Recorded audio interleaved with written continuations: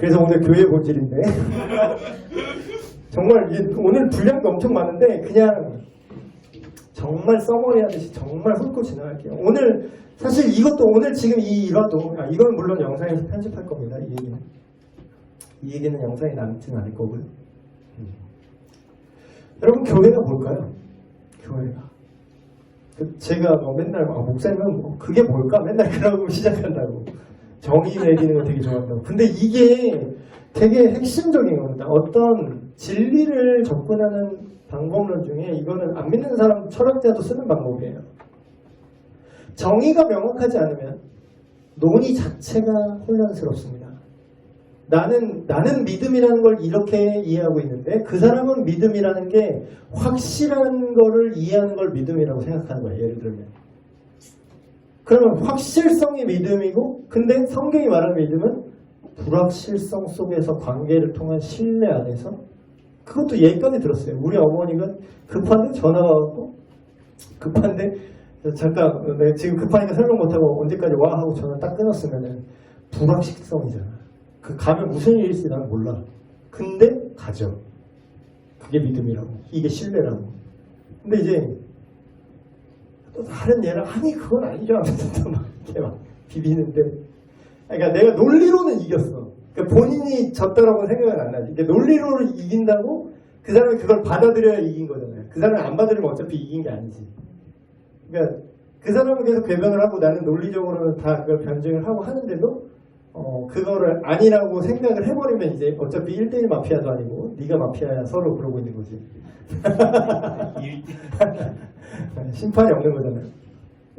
그래서 정의를 내리는 게 되게 중요해요. 되게 말하면서 힘들었던 게 정의가 너무 달라. 내가 갖고 있는 정의와 자기가 갖고 있는 정의가 너무 달라. 진리에 대한 정의가 또 달라. 그 친구의 정의는 어떤 눈에 보이는 윤리 도덕적인 관점이야. 그래서 그런 걸 되게 힘들었는데 오늘 교회가 뭘까요? 여러분이 생각하는 교회는 뭡니까? 여러분의 생각과 여러분이 느낌이 중요하면 그게 상대주의고 그게 혼탁하게 만드는 거예요. 그게 죄의 근본이에요. 각자 소견에 옳은 대로 생각하는 거. 지금 거기에 내내 몇 시간째 시달리다 지금 제가 왔거든요. 자기 생각이. 그래서 성경에 대한 신뢰가 없으면 일단 그러니까 문제가 되는데 여러분이 생각하는 교회는 어때요? 그게 과연 성경이 말하는 교회와 얼마나 일치할 것 같으세요? 교회가 뭘까? 교회에 대한 정의 같다고도 아까 또 한판 또 왔다 갔다 했었는데 교회의 정의는요 넓은 힘의 교회와 좁은 힘의 교회 뭐 여러 가지 있는데 뭐 우주적 교회와 가시적 교회, 비가시적 교회, 가시적 교회 이렇게 쭉 나와요. 쉽게 얘기하면 큰 정의, 모든 걸 포괄하는 정의를 말할게요. 교회는요 모든 시대와 상관없이 참된 예수 그리스도를 믿는 신자들의 공동체입니다.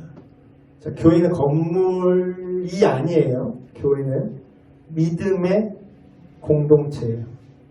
좁게 말하면 믿는 그 개인이 이제 성전의 개념인데 거기서 교회라고 할 수는 없어요. 그러니까 엄밀하게 말하면 교회는 둘 이상이어야 돼요. 믿는 두 사람이 모이면 그러니까 두세 사람이 내 이름으로 모이면서 나도 볼 때 예수님 말씀하시죠. 그러니까 믿는 둘이 모이면 그게 교회예요. 최소 단위예요. 넓은 의미의 정의죠. 근데 교회는 모든 신자의 공동체니까 천국 가서 다 만나요. 그러니까 우리의 눈에 보이는 교회만 교회가 아니에요. 보이지 않는 교회. 과거에 있었던 교회. 평양 장대현 교회 지금 없어졌죠? 근데 평양 장대현 교회에 있을 당시 거기서 교회였던 분들 예수 그리스도를 주님으로 믿고 정말로 그 성경적인 진리를 믿고 거듭난 사람들의 공동체가 과거에 있었고 그 사람들의 영혼이 지금 하나님 나라에 있겠죠? 그럼 그 교회는 지금 우리 눈에는 안 보이지만 그 교회도 교회예요. 우리는 다 교회예요. 그래서 우리가 주 안에서 형제자매라고 얘기하잖아요. 시대를 초월해요. 교회는 시대를 초월합니다. 과거에 평양에 있었던 장대현 교회에 됐던 그 각 개인과 지금 오늘 살고 있는 우리 교회로서의 우리 모임, 우리 예수 믿는 우리들 다 연결돼요.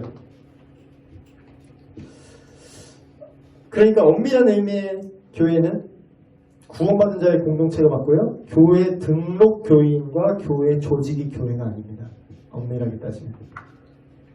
그러니까 이거 정의 자체가 혼돈을. 근데 교회가 왜 그래요? 계속 이러잖아요. 그러니까 엄밀한 교회 정의가 없는 거지.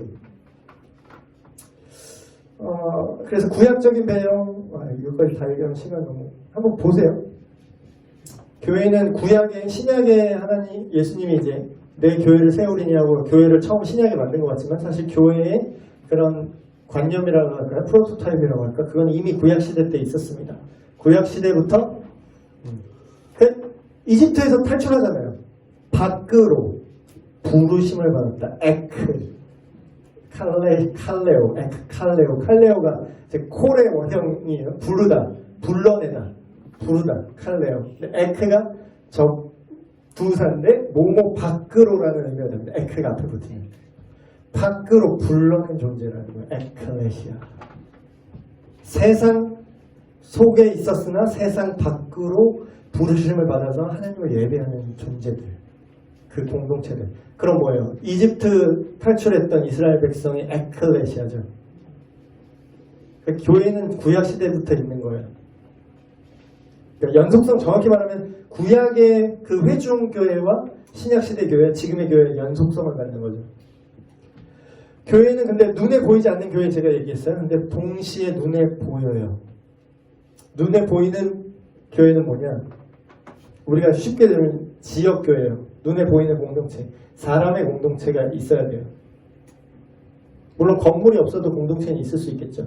그러나 좀 실질적인 모임, 그러니까 실질적인 모임을 없애자라는 사람들이 있죠. 최근 트렌드가. 우리가 믿으면 신자지 굳이 모일 필요가 있었는데 그건 교회가 아니에요. 교회 자체가 공동체성을 그 안에 들어있어요. 부르심을 받은 개인이 아니라 부르심을 받은 사람들의 무리예요. 그게 가시적 교회죠. 진짜 딱딱 핵심만 짚고 넘어가야겠네. 교회는 로컬 처치가 있는데 지역적인 동시에 보편적입니다. 왜냐하면 우리 지역교회의 개념은 뭐예요? 중앙성서교회, 우리 연신내, 가련동 이 지역이 우리가 교회로 있죠. 저기 뭐 역천교회도 있고 무슨 교회도 지역교회 개념이에요. 그러나 보편교회는 아까 말했던 예수 규모와 상관없이 하나님의 백성들, 엄밀하게 예수 그리스도를 믿고 성경적인 믿음으로 거듭난 하나님의 백성의 공동체, 그게 보편성이에요. 교회의 보편성. 교회가 너무 중요하니까 성경에서 중요한 거는 제가 전에도 말씀드렸는데 중요한 거는 하나만 얘기하는 게 아니라 그 중요한 거를 잘 이해할 수 있도록 여러 각도로 보여줍니다. 그러니까 복음서가 4개나 되죠. 그런 식으로 교회라는 개념을 설명하기 위해서 여러 가지 은유를 써요. 이걸 이해하기 위해서. 그래서 막 여러 가족, 우리는 하나님의 가족이다. 하늘에 계신 우리 아버지요. 우리는 그분의 자녀다. 그러면 가족이라는 심상을 쓰죠. 심상만인 게 아니라 실제로 하나님의 자녀긴 해요. 그러나 교회를 하나님의 권속들, 하우스홀드라고 하죠. 권속이라는 표현 잘 안 쓰는데 하우스홀드, 식구, 요새 말로 하면 식구다. 교회의 식솔들, 하나님의 식솔들 이런 거예요. 한 식구라는 거예요. 함께 머무는 가족의 개념. 둘째는 남편과 아내, 그리스도는 신랑 되신 예수 그리스도, 그의 신부와 같이 정결하게 준비된 교회. 그래서 헬라어에는 그 성별이 있습니다. 단어에. 근데 에클레시아는 여성형이에요. 여성형. 그래서 신부로 보통 묘사되죠. 신랑 대신 예수. 그래서 신랑을 기다리는 뭐 열처녀 비유라든가 그런 신상을 상당히 많이 씁니다. 그래서 뭐 부부간의 도를 얘기할 때 그걸 이제 이 심상을 쓰잖아요. 남편들아, 먼저 아내들아 남편에게 복종하기를 교회가 그리스도께 하듯 하라고. 요새 여자들 빡치잖아. 복종하라고. 근데 뒷얘기를 끝까지 들으면 이해가 됩니다. 남편들아, 아내 사랑을 그리스도께서 교회를 위하여 목숨을 내놓듯이 하라. 더 심해. 당신은 복종만 하는데 우리는 목숨을 걸래. 꿀리지 않죠 이제? 이제 억울하지 않죠 여성분들? 그럼 남편과 아내의 심사. 그리고 또 여러 가지 막 포도나무, 나는 포도나무에 너희는 가지, 포도나무와 가지, 그리고 작물이 따른 땅의 비유. 그래서 잘된 밭. 그래서 오늘 밭 간 것 같아요. 오늘.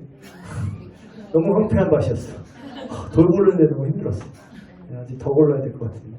저 마음밭이 갈아져서 하나의 믿음이 올바로 심겨서 자랄 수 있는 그런, 결국 그게 교회가 되는 거잖아요. 믿음이 자라고. 또한 지어져 간다. 지어져 가는 집. 하나님이 공사 중이라고 하잖아요. 공사 중. 우리가 믿음 안에서 지어져 간다. 완성되어져 간다. 그런 표현을 하고. 추수, 새로운 성전, 제사장 우리, 하나님과 사람 사이를 연결해주는 중매쟁이. 진리와 기둥의 터, 뭐게요. 대표적인 거, 그리스도의 몸. 교회는 그리스도의 몸이다. 근데 여기도 뭐 디테일하게 따지면은 뭐 지체 여러 중에 예수님이 머리고 몸으로 비유한 부분이 있고, 아예 몸 전체를 교회라고 보고 예수 그리스도는 그 몸 밖에 있는 우리가 예배하고 섬겨야 될 대상이라고 보는 두 가지 은유가 다 나옵니다. 성경에. 그러니까 이렇게 성경에서 은유가 이렇게 넓게 다양하게 나오는 이유 갖다가 어떤 사람은 또 시비를 걸어요. 뭐 이렇게 뭐 이런 식으로 얘기를 하냐. 근데 그게 아니라 어떤 사람은 이 여러 가지 은유 중에서 하나를 완전히 구체화시키는 분이 있어요. 예를 들면 막 신부의 영성 막 그래서 우리는 그리스도의 신부야. 신부 막 이런 사람도 있어. 물론 브라이드입니다. 거기 프리스트 말고 브라이드. 그래서 신부의 영성이 있습니다. 뭐, 또 어떤 분은 또 군사의 영성에 꽂혀가지고 주님께 뭐 우리는 군대와 같이 뭐 군하시는 신부 뭐 이런 두 개를 섞기도 하고. 근데 이제 그런 신상을 몇 개를 좀 신비주의 쪽에 그런 분도 있더라고요. 근데 이제 그런 신상을 쓰는 건 좋은데 그게 그 신상 자체가 본질은 아니에요. 성경에서 진리를 폭넓고 깊게 이해시키기 위해서 여러 가지 은유를 사용하는 건 맞는데 어떤 하나의 은유에 완전 매몰되면 안 돼요. 근데 이제 그런 경향들도 있어요. 그건 여러분이 좀 주의를 하셔야 되고, 그 은유, 여러 가지 은유들을 표현하고자 하는 본질, 그거는 교회의 교회됨을 얘기하는 거죠. 교회가 이런 성격이어야 된다라는 거를 표현을 여러 각도로 표현한 거지, 교회는 무조건 신부고 뭐 무조건 다 군사고 뭐 그렇게 아예 거기 안에서 보면 안 돼요. 교회와 이스라엘, 이거는 뭔 얘기냐면 이것도 설명하려면 참 한참 걸리는데 간단하게 말하면 교회와 이스라엘을 구분하는 성경 해석과 이 두 개를 그냥 뭉뚱그려서 하나다라고 보는 해석이 있어요.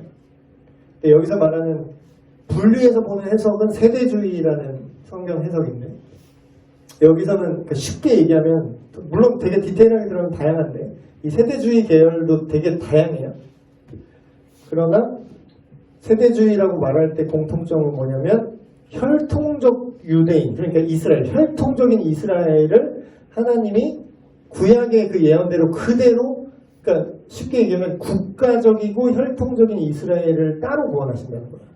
교회의 구원, 예수 그리스도를 믿는 구원이 따로 있고, 이 혈통적인, 그러니까 국가로서의 이스라엘은 하나님의 구원 계획이 별도로 병렬로 이루어진다는 거죠. 그러니까 제가 제 표현이지만 이거는 세대주의적 관점은 뭐냐면 교회와 이스라엘이 따로 별도로 하나님께서 구원을 이루시고 병렬적으로 구원하신다, 일종의 비유를 하자면.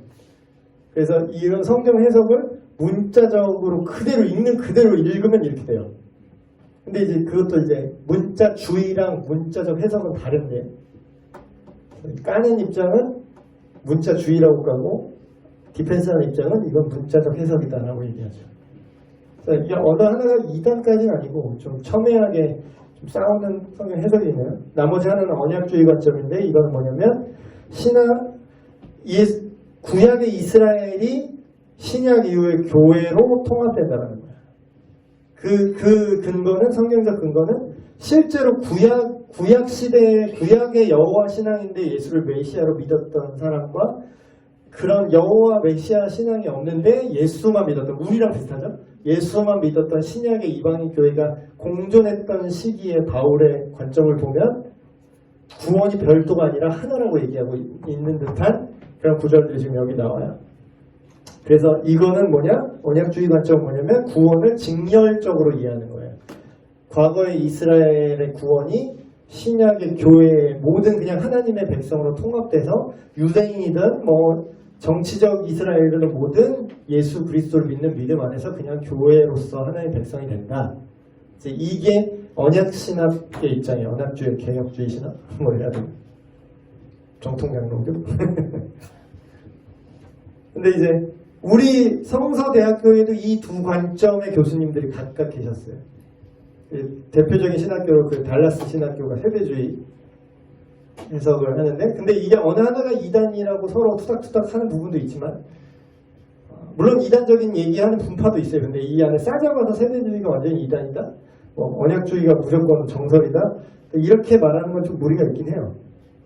그래서 이거는 성경 해석의 차이고 이게 구원론의 차이가 아니기 때문에, 이거는 엄밀하게 말하면 교회론과 종말론의 차이기 때문에 어느 하나가 이단이다 이렇게까지는 볼 수 없어요. 그래서 근데 세대주의 신학 배경을 가진 사람들은 아무래도 별도의 구원을 믿다 보니까 정치적으로 지금 이스라엘 위해 기도합시다 이런 사람도 있죠. 그런 사람이 거의 세대주의 라인이라고 보시면 돼요. 이스라엘 회복을 위해 기도합시다. 정치적 이스라엘이 회복돼야 되는 거예요, 이 사람들. 왜냐하면 그게 구원의 계획이 그렇게 이루어지니까.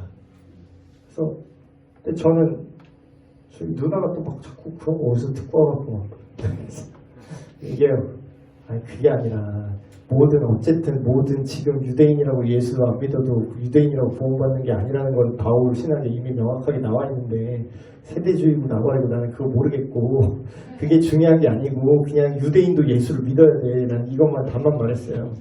변하지 않는 핵심만.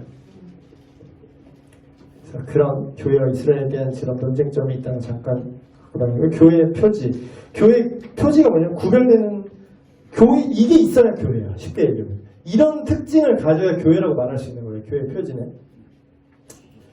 참된 교회와 거짓 교회가 있다. 논리적으로. 그래서 전에는 이런 게 잘 없었는데 종교개혁을 시점으로 참된 교회가 뭔가에 대한 고민이 구체화된 거죠. 사실상 종교개혁이 교회를 개혁하다 보니까 진짜 교회를 회복하자는 운동이기 때문에 진짜 교회가 뭔가에 대한 논의가 당연히 있을 수밖에 없죠. 그래서 종교개혁자 루터와 칼빈이 가졌던 이해예요. 참된 교회. 참된 교회란 하나님의 말씀, 성경, 복음이 바르고 순수하게 선포되어지고 가르쳐지면 그리스도께서 제정하신 대로 성례가 실행되어지는 곳.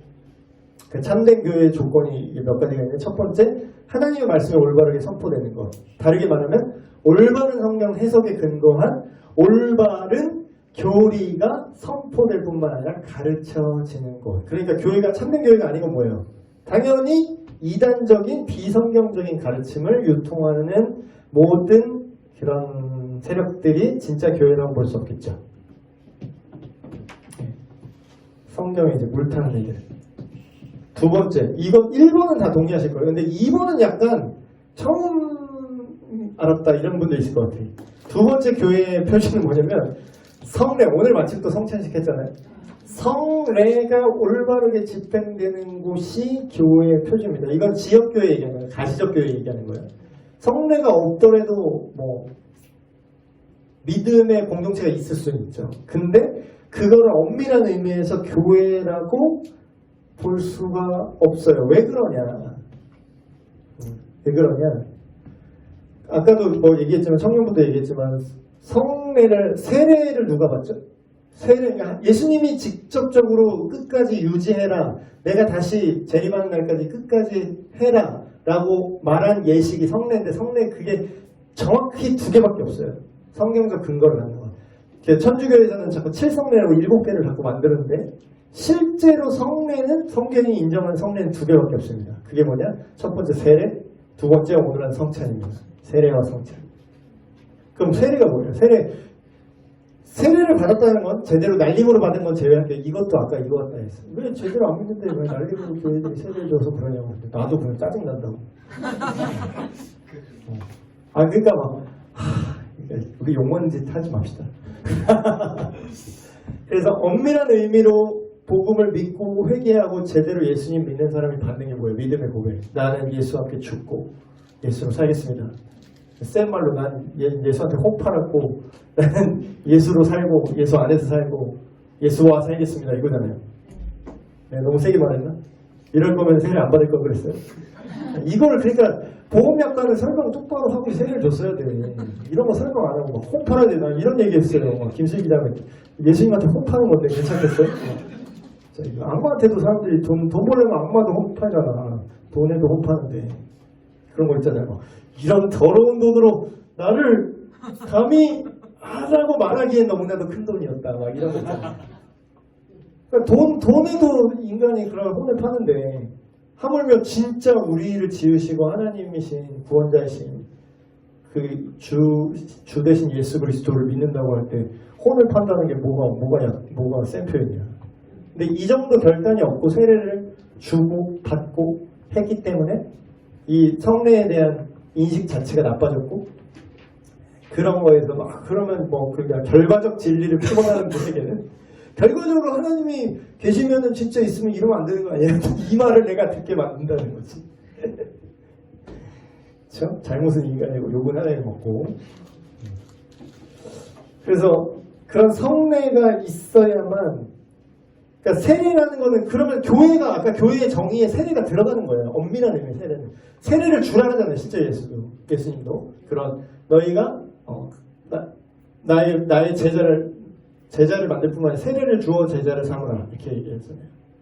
근데 그 세례를 주라는 게 정말 이 의식을 주라는 게 아니라 예수 그리스도를 믿게 하고 회개하고 복음을 믿게 하고 그 징표로 세례를 주라는 거죠. 그럼 뭐예요? 세례를 받았다는 건 뭐예요? 엄밀하게 제대로 세례를 받았다면 이 사람 교회가 된 거예요? 안 된 거예요? 교회가 시작된 거죠.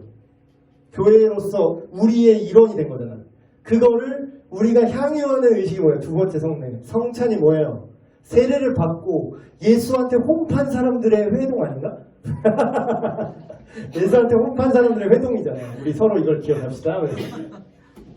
너무 약간 올컬트하게 제가 설명을 했나요? 그럼 뭐예요? 교회 이게 예수님이 요거를 계속 하라 그랬잖아요. 그러면 교회 안에 이 표지는 있어야 되는 거예요.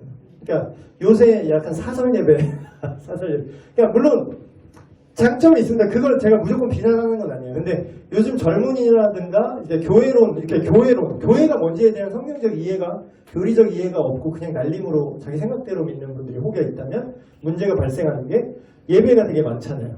그런 사설 예배들이 있죠. 거기에 막 더 좋잖아. 우리 교회보다는 좋진 않지만. 막 좋으니까 사람들이 많이 가잖아. 거기 가서요. 자기 교회가 출석 교회가 있는데 등록 교회가 있는데도 뭐 월요일은 월요 무슨 집회 있는데 화요일은 화요 모임 뭐 목요일날 마커스 뭐 이렇게 가잖아. 거기에서 예배를 너무 잘 드려서 계시와 반응이 막 왔다 갔다 해. 전문 용어로. 그래서 계시를 받고 하나의 말씀을 받고 그래서 또 그 반응으로 찬양 올리고 너무 좋아. 근데 그 모임은 예배 공동체라고는 할 수 있지만 교회 공동체라고 할 수 없습니다. 이러면 되게 이거 내가 설명 안 했으면 이랬을 거잖아. 그렇죠? 왜 교회가 아니죠? 거기는 엄밀하게 말하면 우리도 예수님 믿는 모임이잖아요. 교회죠. 근데 뭐 그거는 뭐 비가시적 교회는 맞아요. 근데 가시적 교회는 아니야. 로컬 지역 교회라고 말할 수 없어요. 형태를 갖춘 교회라고 할 수 없어요. 왜냐고요? 거긴 성례가 없어요. 그리고 성례전이 또 중요한 이유는 이 자체가 교회의 멤버십입니다. 그러니까 세례증 읽어줄 때 중앙성서교회의 교인이 됨을 인정합니다. 이게 뒤에 붙잖아요. 그러니까 옛날에는 이게 더 심했어요. 옛날에는 주민등록증이기도 했어. 세례증이 민증이에요. 옛날 시대에는.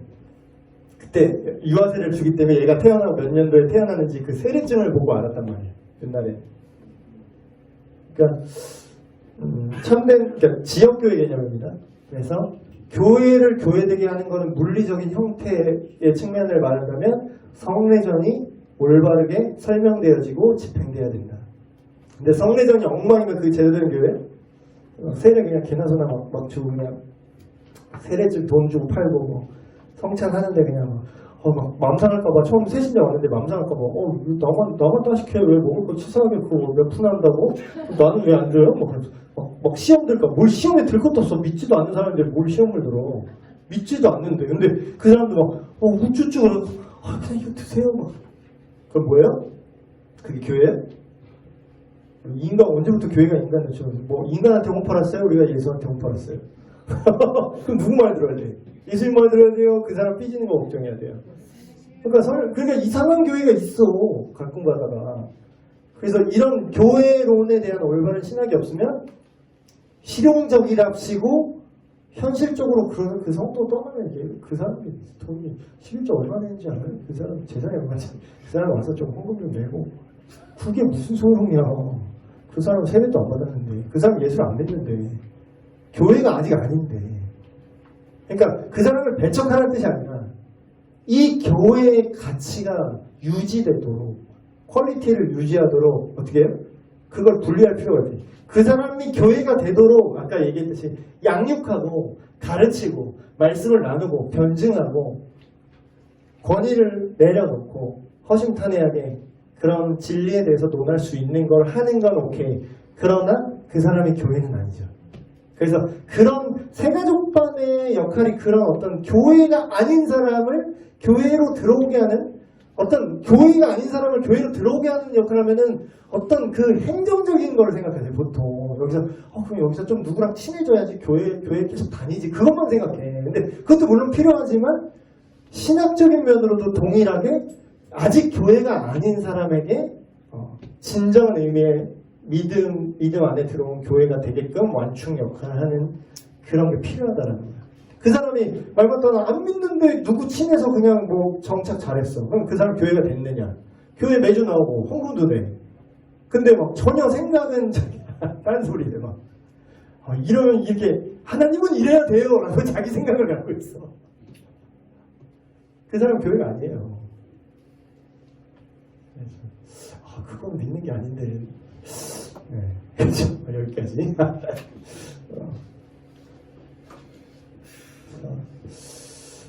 그러면 참된 교회가 있으면 거짓 교회도 있겠죠. 거짓 교회는 뭐냐면 앞에 이것들이 무너진 교회예요. 그러니까 일단 교리가 틀어져 있어. 교리가 올바르지 않아. 성경을 강조하지만 성경의 말뿐이 강조. 아까도 뭐 그런 얘기했잖아. 복음 얘기하는데 도대체 그게 무슨 가치가 있는 걸로 이게 아웃풋으로 안 보인다는 거지 자기한테. 그러니까 중요하다고 말들은 하는데 슬로건만 있는 것 같다 이거지.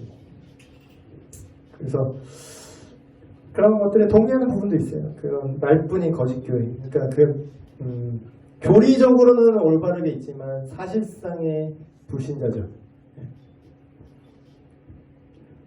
그래서 이런 거짓 교회들이 있고 그리고 교회롭시고 성경을 있는 그대로 일관되게 믿지 못하는 어떤 자유주의적 해석들.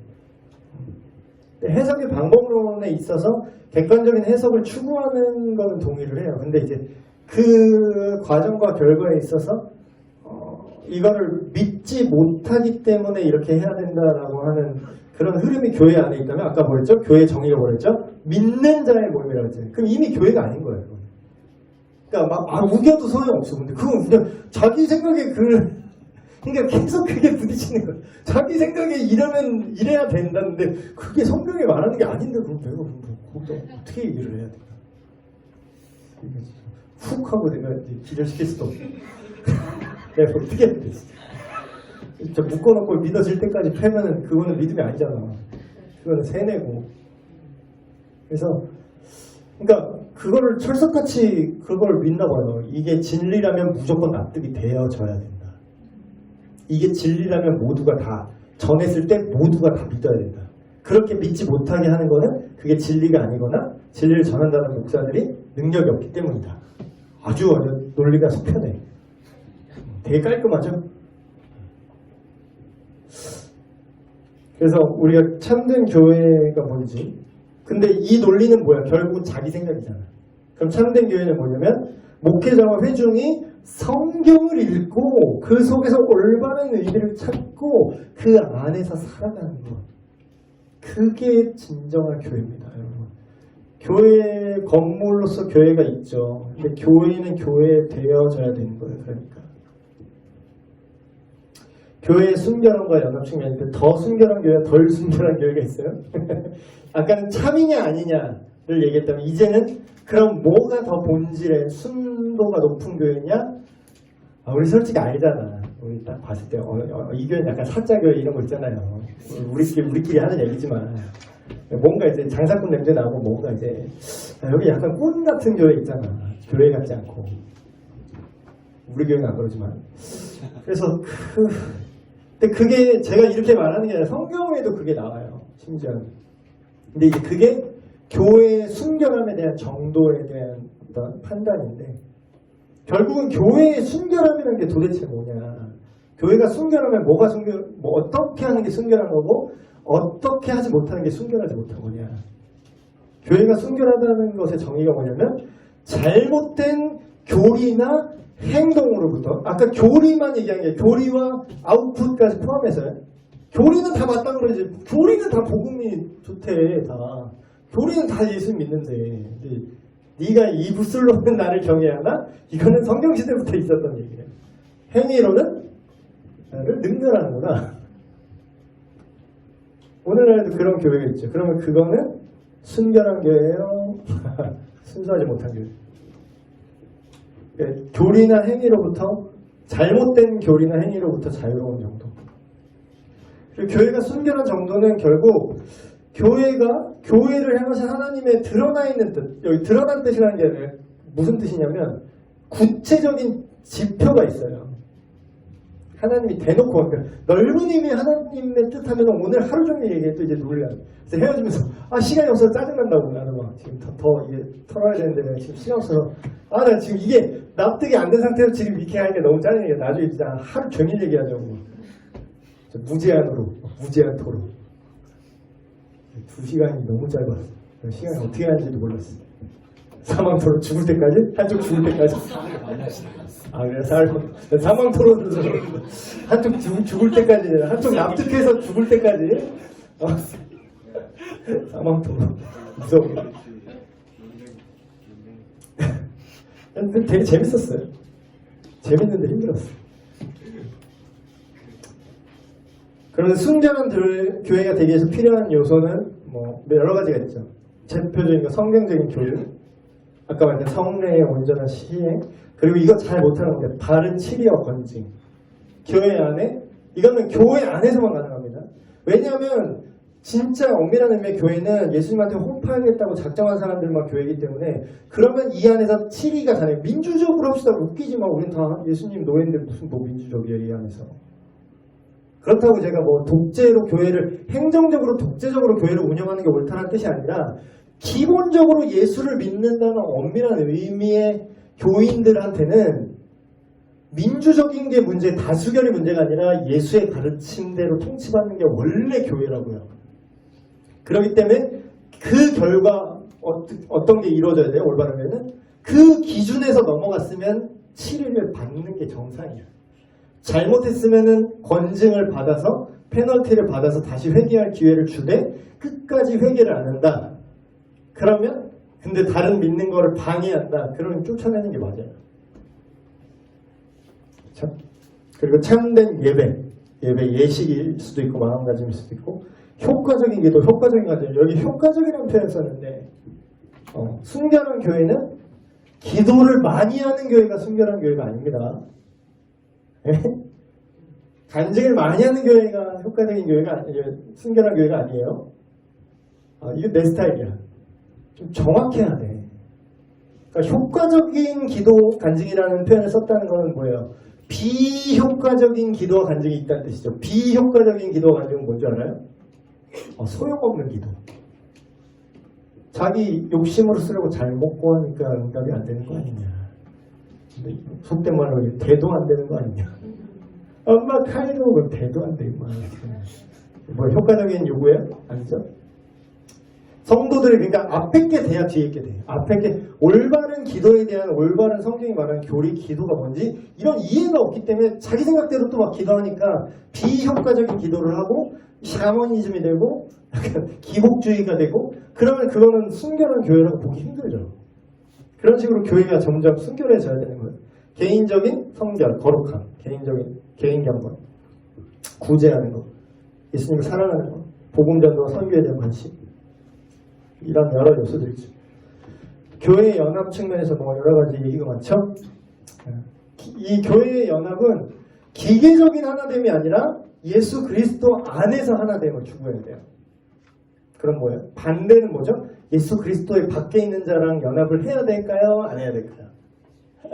그러니까 이거를 항상 반대를 항상 연합이 중요하대. 근데 연합이 왜 연합을 해야 되고 뭐와 연합을 해야 되는지가 중요하잖아요. 아까도 계속 순환 논리 계속 했던 말 또 하고 계속 서로 돌았던 게 아니 그러니까 믿음이 중요한 그러니까 믿음을 가지고 얘기하는데 믿음 자체가 중요한 게 아니라 누가 믿고 네가 믿고 내가 믿어지고 그게 중요한 게 아니라 뭘 믿는가가 더 중요한 거다.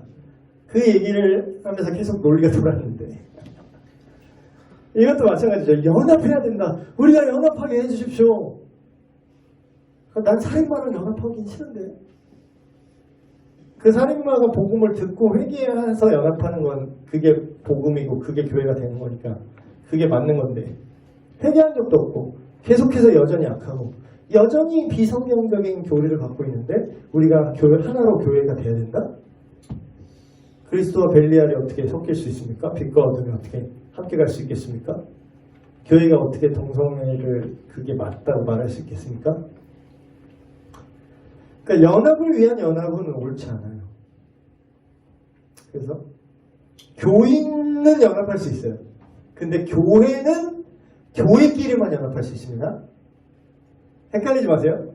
교회 건물로서 교회 얘기하는 게 아니라 진정한 좁은 의미의 교회. 교회는 교회끼리만 연합하는 거예요. 교인은 교회 안에 등록을 한 교인이지만 예수를 안 믿을 수 있죠. 그 사람이. 그럼 그 사람 엄밀한 의미의 교회 아니에요. 그럼 그 사람이랑 우리랑 같이 예배를 그 사람이 구경을 할 수는 있고 예배에 참여할 수는 있지만 예배를 엄밀한 의미를 드릴 수도 없고 아니면 하나님 모르기 때문에 그런데 그 사람이랑 우리가 막 연합 진짜 유기적으로 연합이 될 수가 없어요. 그래서 이게 배제를 하나 안 믿는 사람 다 속아내고 다 쫓아내라 그런 뜻이 아니라 이와 같이 그들이 교회가 되게 하기 위해서 구도자를 초청하고 그렇게 아직 믿음이 확실하지 않은 사람들에게 세가족반이라는 곳을 교회 안에서 운영을 해서 변증과 복음을 계속 나누고 실질적인 그런 대답들의 필요에 대해서 계속해서 설득을 하고 이런 게 필요한 거지. 그 사람이 교회는 아니에요. 교회가 되기 위한 과정 안에 있는 거지. 그래서 천주교가 오히려 또 정확한 표현 쓰대. 예비 신자를 환영합니다 이러잖아. 우리는 그냥 성도라 그러잖아. 우리가 오히려 틀린 표현이에요. 성도는 세인트예요. 세인트는 예수를 믿는 사람을 성도라고 합니다. 교회를 근데 우리는 현실적으로 교회 오는 사람을 성도라고 그러잖아. 교회에 그냥 직분 안 받은 사람을 성도라고 그러잖아. 아니요. 성도 되게 그렇게 성도가 그렇게 낮은 게 아니에요. 그래서 정확한 표현은 오히려 천주교에서 쓰더라고. 예비 신자를 환영합니다. 얼마나 좋아. 불신자를 모집합니다. 이러면은 약간 기분이 나쁘잖아. 근데 이제 너희가 아직은 안 믿지만 이제 곧 믿을 거야. 우리는 그걸 소망해. 예비 신자인데 여러분 오세요. 얼마나 똑같은 뜻이야 사실. 똑같은 뜻인데 얼마나 아다르고 어다르고 얼마나 기분이 좋아. 그래서 우리도 좀 그걸 좀 바꿔야 되지 않을까. 신학적으로 사실 성도라고 그러는 게 틀려요. 말이 안 돼. 물론 이제 그 사람이 직분이 없지만 예수님을 믿으면 정말 예수님을 믿었으면 성도가 맞아요. 근데 교회에 등록했다고 성도? 그건 아니지. 또 뭐 신목사님 이렇게 얘기했다고 또 뭐 재직회 당에 올라가고 성도라고 말하면 안 됩니다 또 이러면은 그건 또 다른 문제일 수 있고. 그러니까 엄밀한 의미로 저는 얘기하는 거예요. 지금 교리를 배우는 시간이니까. 교회의 목적. 교회의 목적이 혹시 알았어요? 교회의 목적이 뭔지? 교회의 목적이 뭐라고 생각하세요? 교회에 사람이 가득하게 하는 거? 헌금이 지금 늘었으면 좋겠는데 뭐 이런 거? 교회의 목적이 뭘까? 그건 약간 사자 냄새 나잖아. 이제 두당 얼마인데 막 이러면 사짜잖아. 돈 좀 재정을 좀 이렇게 불려야 되는데 그걸 목적으로 하나요? 교회가? 물론 그걸 목적으로 하는 것처럼 보이는 교회도 있긴 한데 그런 거는 이제 잘못된 교회로 볼 수 있고 제대로 된 교회 치고 교회의 목적이 딱 정해져 있습니다. 그게 뭐냐면 첫 번째 제일 중요해요. 사실 하나님을 향하는 선교. 이제 선교 차원에서 이걸 얘기했는데 결국 뒤에 것만 얘기할게요. 하나님을 예배하는 거 교회의 목적입니다. 가장 큰 목적입니다. 아까 이거 갖다도 또 논쟁이 붙었어. 그래서 아니 그러면은 진리를 아는 사람들 가서 빨리 전도 열심히 해야지 왜 믿는 사람끼리 자기끼리 꾹꾹꾹 하고 있냐는 거야. 그러니까 교회에서 드려지는 예배가 그렇게 보이나 봐. 자기 믿는 자들끼리 그냥 자기 그들만의 리그? 근데 그렇게 보일 수도 있을 것 같아요. 왜냐면 이런 거 똑바로 설명을 안 해주면서 자기끼리 뭐 믿는다고 뭐 그렇게 자기끼리 뭐 사귀고 뭐 하고 이렇게 다른 교회 청년 뭐 있었던 뭐 그런 얘기들 뭐 그냥 뭐 친교하고 뭐 그냥 하면 그게 뭐냐고 그래서 듣고 보니 그건 내가 납득됐어. 그래 그거는 내가 미안하고 내가 한 건 아닌데 그래서 근데 그 친구가 이해하지 못하는 거는 내가 계속 그 얘기했어. 당신은 지금 어떻게 복음을 전할지를 생각하는데 당신이 어떻게 하면 복음을 이해할지부터 해야 된다. 그러니까 내가 복음을 모르는데 내가 어떻게 납득시킬지에 대한 되게 그게 크더라고요. 어떻게 보면 너무 앞서갔어. 어떻게든 똑바로 이게 진리라면 이거를 빨리 알게 해야 되는 거 아니냐. 돈도 안 하고 지금 뭐하냐. 그래서 근데 아까도 그렇게 설명했어요. 우리가 그러면 전도가 최고의 가치가 아니라 교회 안에는 여러 가지 단계가 있고 여러 가지 모습들이 있다. 복음을 모르는 사람들이 대다수인 건 맞고 우리가 전도와 선교에 힘을 써야 되는 건 맞지만 이 얘기는 못했네. 어차피 얘기도 못 알아들을 것 같아서 얘기를 못했어요. 이 얘기하면 그냥 바로 뭐 개변이라고 생각을 했을 테니까. 근데 성경을 믿으시는 여러분한테 성경의 내용으로 이걸 설명해 드리면 존 파이퍼 목사님이 정말로 명문장을 남기셨어요. 뭐라고 했냐면 선교가 최고의 목적이 아니다. 선교는 2차적인 목적이다. 예배가 그곳에 예배가 없기 때문에 우리는 선교를 한다. 그곳에 예배가 없기 때문에 우리는 선교를 한다. 선교는 결국 뭐야? 예배하게 만드는 게 선교예요. 복음을 왜 그들에게 그 책 제목이 이거예요. All nations be glad. 그러니까 온 열방이 기뻐하게 하라요. 원 제목이. 열방을 향해 가라라고 우리나라만 번역됐는데 원 제목은 열방이 기뻐하게 하라는 거예요. 기쁨이 뭐예요? 그러니까 우리도 본질을 자꾸 퇴색시켜. 전도를 해야 되고 교회 사역도 해야 되고 모두 해야 되고 막 열심히 분주하게 뭘 해야 되고 뭐 잔치도 해야 되고 뭐 음식도 만들어야 되고 구제도 해야 되고 근데 우리가 그걸 왜 하죠? 우리가 교회로서 그걸 기능하게 하는데 그걸 왜 하냐고요. 우리가 그런 구제하는 것 자체가 목적이에요. 그게 자기 생각엔 그게 목적이라고 생각하는 사람들이 있지. 근데 그건 당신 생각이고 하나님의 생각이 우리는 알고 있는 거잖아. 왜 열방이 기뻐하게 하는 건 뭐냐면요. 열방의 복음을 전하면 그들이 하나님의 자녀가 되고 죄로부터 자유로워서 참된 행복을 누려서 하나님의 아름다우심을 보고 그 하나님 안에서 영원히 기쁨을 누리는 기쁜 소식이라는 거예요. 그래서 그거를 열방이 기뻐하게 하기 위해서 복음을 전해야 된다는 거예요. 그럼 뭐예요? 교회의 첫 번째 목적은 예배인 거예요. 다 선교는 없어질 겁니다. 그 책에 나와요. 선교는 더 이상 존재하지 않아요. 전도도 더 이상 필요 없어져요. 왜냐고요? 성경에 그날에 온 무릎이 주 앞에 꿇을 것이고 한 사람도 주가 누구냐 주님을 알지 못한 사람이 없을 것이다.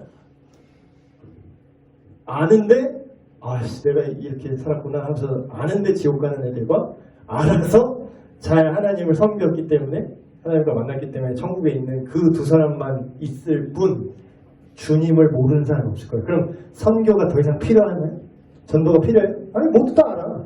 자기 죄값 받거나 알면서 죄값 받고 알면서 하나님 나라에 참여하거나. 그럼 뭐예요? 궁극적인 최후에 남는 건 선교예요? 전도예요? 구제예요? 예배가 영원한 겁니다. 예배가 우리의 목적이에요. 예배를 세워나가는 거예요. 그래서 그거를 이 땅에서 지역교회에서 그걸 보여줘야 되잖아요. 우리가 예배를. 그러니까 예배는 되게 중요한 겁니다. 생각보다 되게 중요해요, 예배가. 근데 우리가 매주 하고 막 예배가 너무 많으니까 그렇게 안 중요한 것 같죠? 대충 하고 싶어. 그러잖아. 약간 땜질하듯이 하는 것도 막 있다고, 너무 많이 하다 보니까. 이제 교회의 목적은 예배입니다.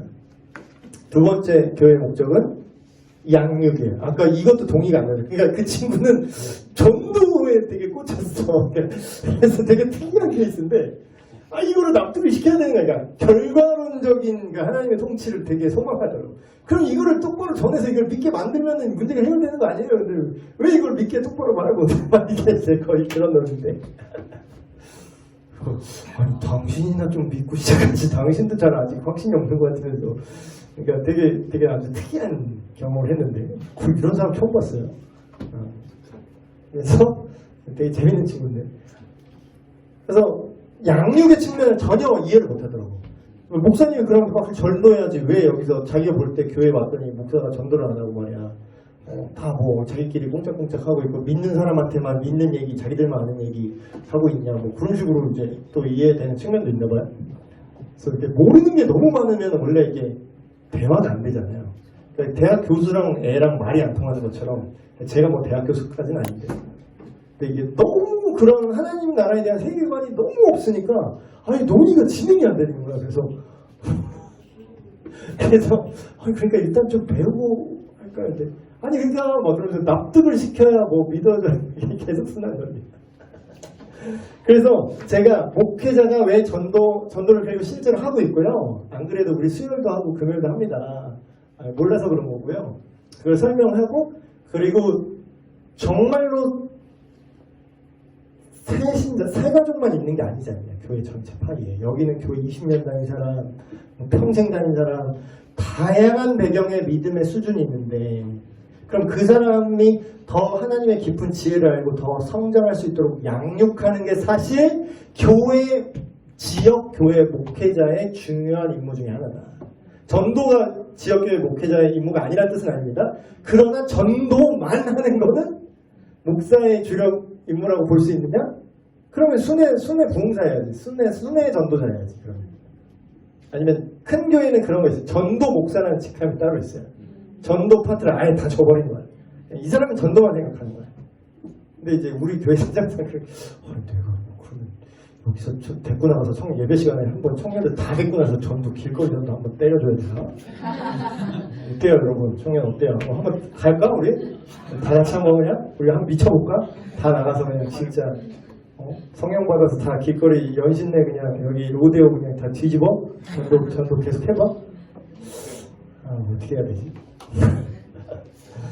그래서 양육도 되게 중요한 교회의 목적이죠. 예수님이 뭐라고 그랬죠? 복음 전하라도 있었어요. 근데 가르쳐 지키게 하라. 이 되게 중요한 문제입니다.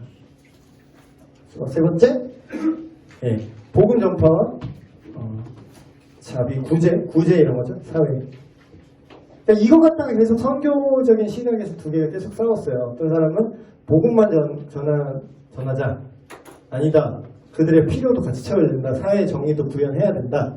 이 사람이 지금 배고픈데 무슨 복음이 들어가냐. 이걸 자기끼리 투닥투닥 이거 계속 있었어. 근데 이제 그 어느 한 극단으로 가면 안 되는 것 같아요. 성경에는 둘 다 나옵니다. 예수님이 하나님 나라의 복음을 선포하라고 공생이 사역하실 때 오병이어 기적도 하셨잖아요. 닥치고 복음만 들으렴. 자, 팔복이나 들어가고 자 앉아. 배고프다 그냥 앉아. 닥쳐. 그래서 이렇게 하지 않으셨다고.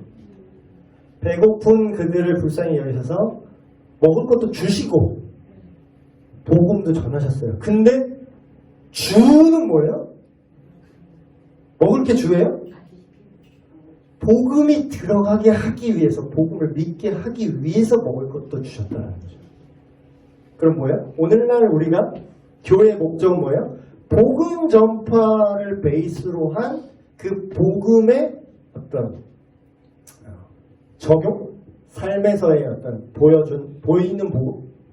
안 믿는 사람이 성례를 믿지는 않을 테니까. 안 믿는 사람에게 복음이 뭘까요? 따뜻함과 친절함과 안 믿는데 세상은 아니는데 얘는 뭔가 사랑이 있어. 그럼 뭐야? 그게 복음을 전할 수 있는 사실상의 어프로치가 되죠. 그렇다고 이제 그걸 막 목적을 갖고 그 티나게 자 내가 너한테 이걸 도와줄게. 내가 너 살기 힘들지? 자 50만 원 줬어. 자 일단 받았으니까 미안하지 않니? 교회 세례 받을 거야 안 받을 거야. 이런 식으로 하지 말자. 우리 좀 이렇게 너절하게 하지 말자. 우리 좀 이렇게 좀 품격을 갖추고 우리가 이 복음이 좀 체화돼서 그런 식으로 자꾸 딜하지 말고 그러니까 자꾸 하나님의 일을 사람의 방법으로 하려고 하는 거잖아요. 이거는. 그러니까 진짜로 내가 예수님 믿어서 하나님 사랑이 내 마음에 부어져서 자연스럽게 내 삶에 체화돼서 그런 선행과 그런 물론 내 결단도 있어야죠. 열심히 이렇게 해야 돼. 근데 그렇게 생색을 내면서 하면 안 되지. 저 이해하셨죠? 무슨 말인지. 그래서 이런 교회의 목적이 예배, 양육, 복음 전파와 그거의 어떤 사회적 열매들. 이게 교회가 갖고 가야 될 그런 코어적인 구체적인 목표죠. 어휴, 못 맞출 줄 알았는데 맞췄네. 그래서 오늘 교회의 본질에 대해서 너무 사실 교회론이 되게 중요하긴 합니다. 이게 망가져서 지금 가난한 성도가 있다는 소리 나오는 거거든요. 그래서 교회론이 어떤 면에서는 구원론이랑 겹쳐있는 부분도 있긴 해요. 그래서 이런 거를 지금 배우셨던 저는 한편으로는 되게 새삼스럽게 감사한 게 여러분이 지금 이 자리에 앉아있는 게 지금 엄청난 믿음인 거구나. 내가 너무 절실히 느꼈어. 여러분 진짜 하나님의 은혜로 여러분이 여기 있습니다. 진짜 그러면 내가 의지가 있어서 나온 거 아니에요? 그런데 그것도 또 변직하는데 또 계속 쓰는 소리야. 그러니까 이거는 믿음은 진짜 하나님의 선물입니다. 이거는 뭐 신목사가 말을 잘 털면 믿는 것도 아니고 이건 진짜 하나님 은혜밖에 답이 없어요. 근데 우리가 할 건 뭐냐? 이 얘기를 똑같이 했어요. 예수님이 너 믿게 만들려고 하는 게 아니라 증인이 되어라라고 얘기하셨다는데 성경을 안 보니까 안 먹혀. 그래서 일단은 같이 떠벅떠벅 성경을 조금씩 읽으면서 이런저런 사회적 문제에 대한 기독교적인 성경적인 그런 이해를 조금씩 이렇게 얘기하면서 자연스럽게 교제를 해야지 단시간에 뭐 납득을 시킨다는 게 나는 물론 그렇게 생각하는데 본인은 약간 그런 식으로 시간 제한을 막 나 빨리 가야 되는데 아니 빨리 지금 답변하라고 약간 이런 느낌이야. 그래서